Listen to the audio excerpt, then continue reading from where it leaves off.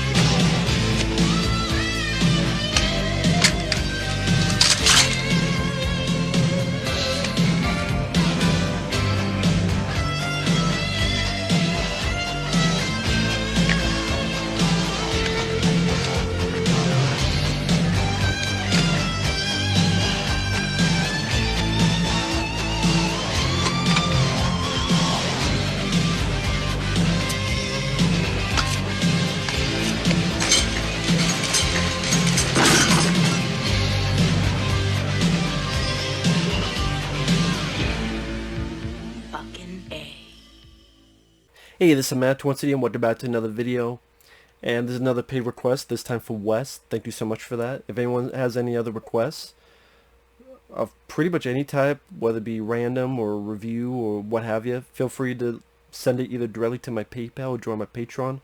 I promise I'll get to it as soon as I can. And this is for Need for Speed, the 2014 video game movie.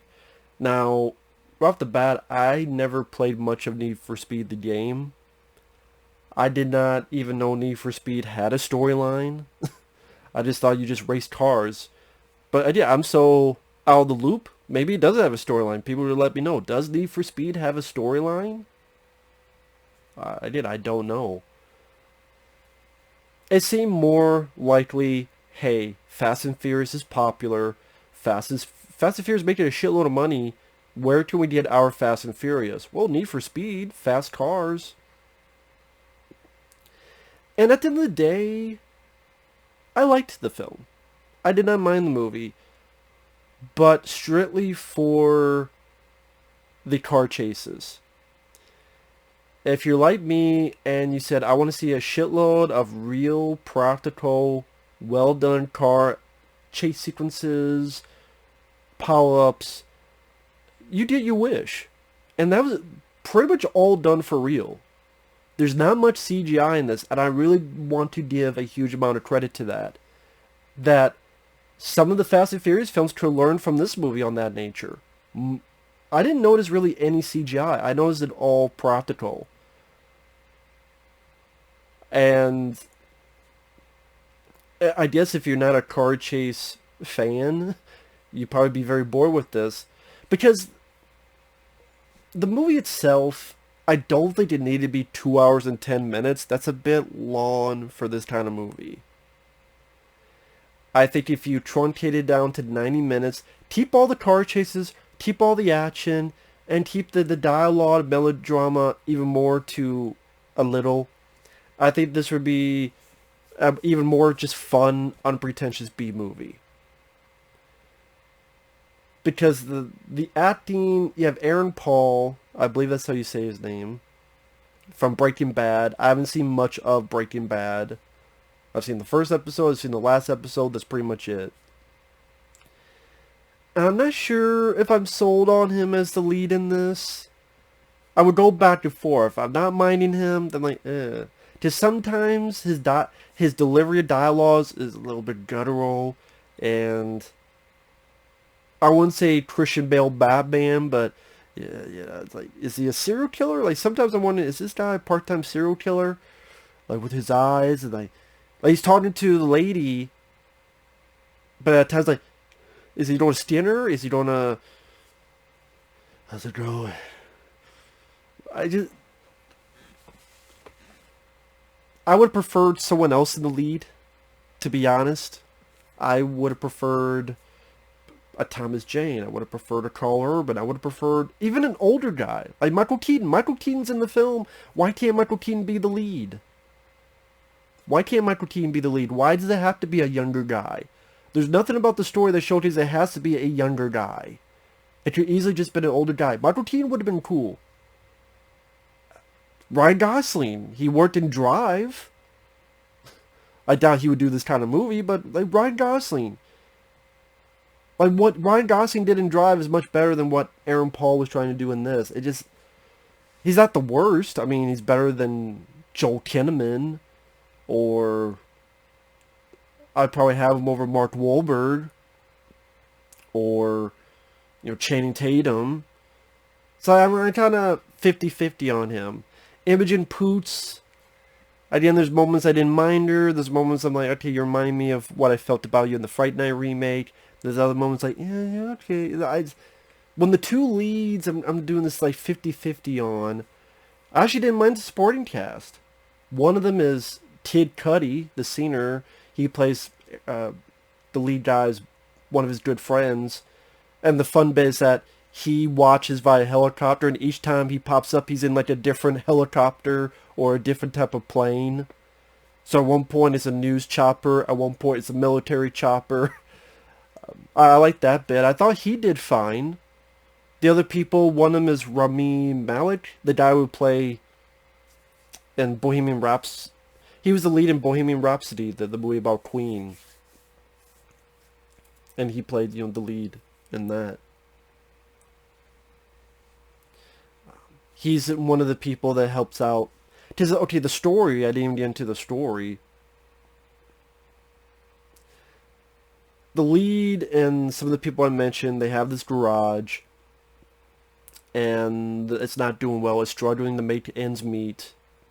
One day, this former adversary, they've had a lot of friction in the past, played by Dominic Cooper, I believe is his name. He comes into play, and he goes on about, hey, I got this deal, you make this car, we're able to sell it, you get a percentage. They do it, they're able to get it sold, but the way they got it sold, Dominic doesn't like that, and he gets butthurt and goes, you know what, I'm a better driver than you, how about race? Now it's not race. No, we don't race, and if I win, I get your percentage. If you win, you get my percentage. You get everything. So the two of them, as long as this third guy, who's a younger guy, he's kind of protege, they race, doing well. Dominic is a sore loser. He hits the one guy who flies off, crashes, goes off the fucking bridge, dies. Our lead is killed. He's killed. Our lead is arrested for manslaughter. He does a few months, gets let out, and wants revenge. And the way of doing the revenge, I guess, is to beat him in the race called the De Leon, which is his underground race competition, hosted by Michael Keaton. Michael Keaton's in the film because every once in a while, he's the host. He's in this one room. He probably did his whole he probably did everything in one fucking day, because he never leaves his room. You could easily do his in one day. And Michael Keaton's fun. I mean, he's very flowery dialogue about racing is an art. Racing with passion. Dude, that's high art. That's the dialogue we're working with in this, and the story. Okay, you don't do this race. I don't know how that's going to help your get revenge for the death of your friend. But I guess because later on, the car gets fucked up, he's able to get another car, and that car, for some reason, is the same car that killed his buddy months and months ago. And someone asked, why does he still have the same car? I guess some people think they'll never get caught. Okay, he's got the same car, but he doesn't even get a paint job on it? Like, for 5 months, you don't even decide, okay, let me get a paint job on this. Let me pay someone hush-hush to clean this out, and get rid of the paint and nothing at all? Not even to fix it? You tell me that you got millions and millions of dollars and you can't find someone, shh, fix this, don't say a word, here's some money. Really? And then somehow by driving this car, that's the evidence to link with the cops that Dominic killed. I'm like, okay, even if you find out it's the same car, you still have to prove who was driving it, right? Isn't that what would be the case? Wouldn't you still have to prove who was driving the car?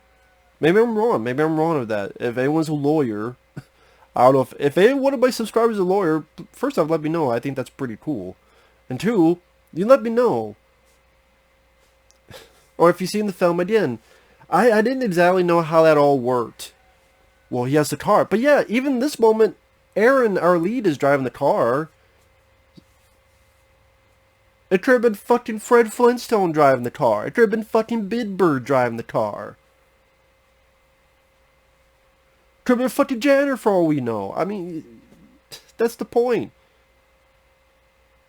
Now, if you, like, got footage, like, if you somehow got footage of him doing it from maybe a camera, or maybe someone was filming it, and they got the evidence of that, like, that would make more sense than, well, it's a car the guy owns, but you don't know the guy was driving it, and it's been so many months, I don't know. He could have just made up, yeah, I hit something, it wasn't that car. Okay, but where's the actual proof? I don't know, man. That's when the story is pretty weak. The characterizations, development, not the best either. And that's its two issues. And the fast 2 hours and 10 minutes, those issues get more prominently featured of the story and the characters. And that's why this is not a classic. This is not a film I would rewatch a lot. But like I said, if you go into this and you deal with the stock characters, and like I said, I've seen much worse actors than Aaron and Imogen Poots. Sad to say, I've seen much worse. I've seen Megan Fox. I've seen Neil Breen movies. I mean, when you watch Neil Breen films and Robo Vampire and Kingdom of Var and Pocket Ninjas, okay, these guys aren't that bad acting-wise. Not really. So it's like I could deal with them, but I wouldn't say I love them. Does that make sense? You could deal with it, but you don't love it. So I could deal with the leads. And okay, the action sequences. You do tell, and they actually have a reference to Bullet, the Steve McQueen film, because at one time they're watching that film. This wanted to be one of those movies like Vanishing Point, where it was this big, a film with a ton of real life cars doing what they do best. And if you're a car aficionado, if you love car chases, then yeah. And for a Need for Speed movie, that really is its main goal, and it did succeed in that. And that's why I can't really get that mad about Need for Speed. It succeeded in its goal. Sometimes I'm an easy guy to please. I really am. It did that job well. Now, if it was a movie that had cartoony CGI all over the place and ruined it with that, then yeah, this would probably be a rant. But, for example, when early on, our lead character's protege, like, he gets killed. It's well done, where it's flipping, and it's a real car flipping, and then really on fire, and you see it really go off a bridge. Nice use of slow motion. You know, that was nicely done. There's a point where a real helicopter picks up a real car as they're flying over the chasm and the caverns. All done on camera. That was very nice to see. Cars jumping over gaps and jumping over all other cars, doing these twists and turns in the city streets or later on in the woods. Pretty much most of the film is to get from point A to point B. Point B is in California, And then also the sign-in for this De Leon race, and that's the third act, this De Leon race. And of course, as I say that, it gets darker. A little bit. And during that race, there's a point in the woods, and the cops are trying to stop him. At one point, they back out a car and take out one of the competition. And so, yeah, the real car crashes. You really do feel the speed. This title fits. The title does fit with the film. Or a cop car rises up and hits something, and then this beautiful shot where it hits, and then it swerves and it's crashing on the side. Like I said, very nicely done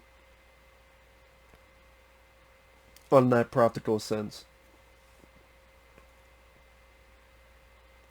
And, you know, things work out for the good guys and the movie's over.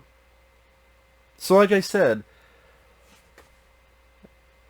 what do you want in a Need for Speed movie that's based on the video game? If you're wanting deep characters, you're not going to get that. If you want a solid story, nah, I wouldn't call it that. Like I said, some of the stuff that doesn't make sense, like how this proves that that guy killed him months ago when... And even...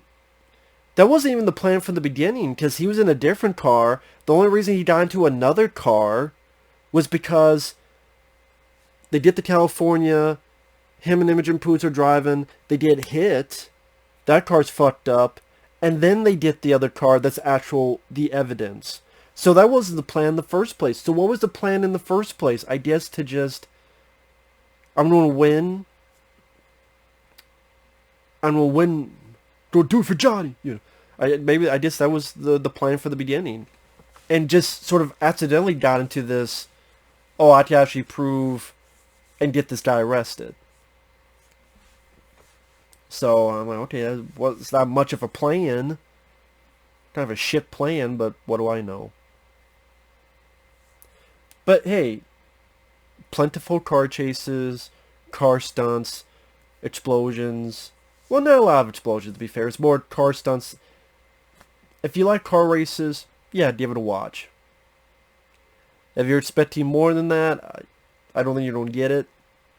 That's why, at least with Fast and Furious, I liked some of the characters more than this. Like Vin Diesel, Paul Walker, Tyrese. I like those characters more than the characters in this. I like their personalities more. I just got a bit more into them. But again, on the flip side, these action sequences are better than some of the Fast and Furious stuff. Because sadly, some of the Fast and Furious stuff did go into the CGI era, especially the fourth film. And then they stopped being about car chases. They were being about pretty much this close to being a G.I. Joe movie, honestly. Ready for someone to Cobra! So Need for Speed, it was fun to watch. It was fun to watch the car chases. It was fun to watch that. And again, with Need for Speed, that's kind of what you're wanting out of a Need for Speed movie, and it did deliver that, so I give credit to the director for that. I just wish the writing could be tightened up. You could easily make this a 90-minute movie and keep all the action. And I think it would have been better. I really, truly do. Because the story's not strong enough to go over 2 hours. And Michael Keaton's fun to watch, even though his dialogue is a bit...